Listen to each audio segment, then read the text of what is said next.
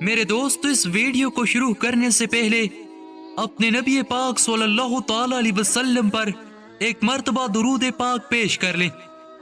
Faisal Urdu voice YouTube channel دیکھنے اور سننے والے تمام دوستوں کو السلام علیکم۔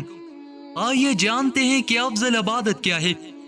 میرے دوستو، قرآن مجید اللہ تعالیٰ کی وہ آخری اور مستند ترین کتاب ہے جسے قیامت تک آنے والی انسانیت کی اصلاح و فلاح کے لیے نازل کیا گیا ہے۔ اس کتاب کی ایک عظیم شان خصوصیت یہ بھی ہے کہ یہ اپنے قاری کو خدا سے قریب کر دیتی ہے اور خدا اس کے قریب ہو جاتا ہے۔ قرآن پڑھتے ہوئے آدمی کو بالکل اپنے سامنے، اپنے آس پاس، بلکہ عین اپنے دل میں محسوس کرنے لگتا ہے۔ نبی کریم صلی اللہ تعالی علیہ وسلم نے فرمایا، جو شخص قرآن پاک کے ایک حرف پڑھے اس کو 10 نیکیوں کے برابر ثواب ملتا ہے۔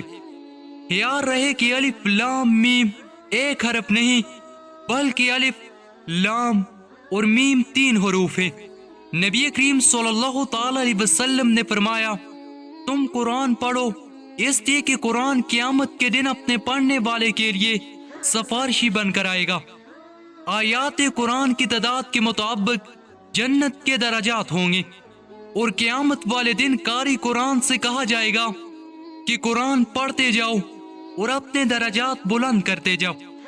جس طرح نبی پاک صلی اللہ تعالی علیہ وسلم نے نماز، روزہ اور دیگر عبادات کو افضل فرمایا، اسی طرح قرآن پاک کے متعلق بھی فرمایا کہ میرے امتی کی افضل عبادت قرآن پاک کی تلاوت ہے۔